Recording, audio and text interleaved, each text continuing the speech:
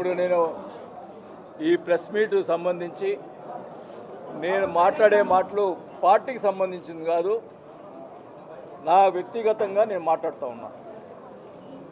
ముందర అది మీరు ముందర అందరికి తెలియజేసుకుంటా ఉన్నా. వ్యక్తిగత కారణాలు కొన్ని ఉన్నాయి కాబట్టి మాట్లాడుతూ ఉన్నా. గత ఎలక్షన్స్ అయిపోయిన తర్వాత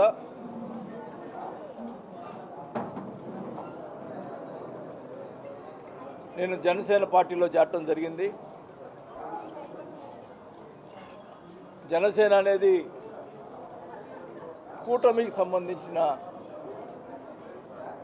కూటమిలో ఉంది కాబట్టి కూటమి వ్యక్తులు ఎవరు ఏం మాట్లాడినా కూటమి విషయంలో నైతిక బాధ్యత వహిస్తూ నేను ఎక్కడ కూడా కామెంట్ చేయకుండా నా గురించి ఎన్ని మాట్లాడినా కూడా ఎక్కడ కామెంట్ చేయడం జరగల. అప్పటికి నేను కూడా ఎలక్షన్స్ అయిపోయిన తర్వాత నా మీద ఆరోపణలు చేస్తుంటే నేను చాలా క్లియర్గా చెప్పాను. చంద్రబాబు గారికి కూడా లెటర్ రాశాను. ఏమండి, ఈ రకంగా ఆరోపణలు చేస్తున్నారు, ఆ ఆరోపణలు కరెక్టా కాదా ఎంక్వైరీ పెట్టండి అని చెప్పడం జరిగింది.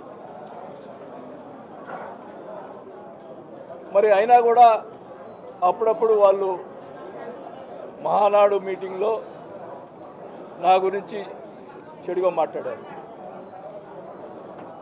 మొన్న ఆయన ఒక లెటర్ ఎవరో రాశారు, వాళ్ళకి సంబంధించిన మనిషే, వాళ్ళ ఇంట్లో తిరిగే మనిషే లెటర్ రాస్తే అది కూడా హైదరాబాద్లో ఉండి అక్కడ నేను రాపించాను అన్నట్టుగా మాట్లాడాడు, ప్రెస్లోనే మాట్లాడారు. అప్పటికి మెదకును ఉన్నా. నేను అడుగుతా ఉన్నా, ఆ రాసిన వ్యక్తిని పట్టుకున్నారు. పట్టుకొని ఇంటికి తీసుకుపోయి, అసలు నిజంగా ఆ రకంగా రాసిన వాళ్ళని ఎవరన్నా ఇంటికి తీసుకుపోతారా? ఇంటికి తీసుకుపోయి రాజీ చేసుకోవడం అనేది ఎక్కడైనా జరుగుతుందా? అంటే నువ్వు ఒప్పుకున్నట్ట? ఆ లెటర్ని నేను ఒప్పుకున్నట్ట నేను అడుగుతా ఉన్నాను. ఫస్ట్ ఇదంతా నా వ్యక్తిగతం చెప్తున్నాను, పార్టీకి సంబంధించింది కాదు. నేను అధికారులు ఉన్నప్పుడు డ్వాక్రా గ్రూపులకు సంబంధించి అదే మెహ్మాలో సంబంధించి అవినీతి జరిగింది. 100 కోట్లు దాదాపు తినేశారు. మా అబ్బాయి దాంట్లో ఇన్వాల్వ్మెంట్ ఉందని చెప్పి రకరకాలుగా ప్రచారం పెట్టి మొదలుపెట్టి పేపర్లు రాయించి ఇవన్నీ కూడా చేశారు. ఒక నేను ఒకరు గుర్తుపెట్టుకోండి, ఒక వాళ్ళు లోన్లు తీసుకునే పేదవాళ్ళ డబ్బులు మేము తీసుకుంటే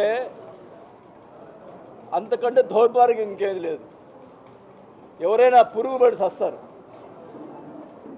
నేను చెప్తున్నానా, అప్పుడు మేము అధికారంలో ఉన్నప్పుడు వైసీపీ ఉన్నప్పుడు జరిగినటువంటి డ్వాక్రా గ్రూప్లో జరిగినటువంటి అవినీతి ఎవరు చేశారో ఆ ఎదవల్ని బయట పెట్టండి. ఇప్పుడు మీకు అధికారం ఉంది, మన ఎంక్వైరీ చేశారు, ఆఫీసర్ల వరకే వాళ్ళ మీద చర్యలు తీసుకున్నారు తప్ప ఈ ఎదవల గురించి ఎందుకు చర్యలు తీసుకోలేదు? వాళ్ళ పేర్లు ఎందుకు బయటకు రాలేదు? వాళ్ళ పేర్లు అప్పుడు వైసీపీలో జరిగినటువంటి వాళ్ళ పేర్లు ఇప్పుడు జరిగినటువంటి 1.5 ఇయర్లో జరిగినటువంటి ఈ మెప్మాలో జరిగినటువంటి అవినీతిని వాళ్ళు ఎవరు చేశారో వాళ్ళని బయట పెట్టాలి, వైసీపీలో జరిగినప్పుడు వాళ్ళని బయట పెట్టాలి. ఎంత మానసిక క్షోభ అనుభవించామంటే పేదవాళ్ళు, మా అబ్బాయి మీద ఎన్ని అక్రమాలుగా కావాలని మనుషులు పెట్టి మాట్లాడించడం, పేపర్లో రాయించడం ఎంత దుర్మార్గం అంటే నిజంగా ఒక్కటి నేను అడుగుతా ఉన్నా, మేమేమైనా తప్పు చేసుంటే ఎందుకు చూపిరు పలానా తప్పు అని నేను అడుగుతా ఉన్నా. అట్లా కాకుండా ఇట్లా ప్రచారం చేసి మానసిక శోభ, మా అబ్బాయి ఒక్కడే కొడుకు నాకు, నేను ఎంత మానసిక శోభ అనుభవించానో నాకు తెలుసు.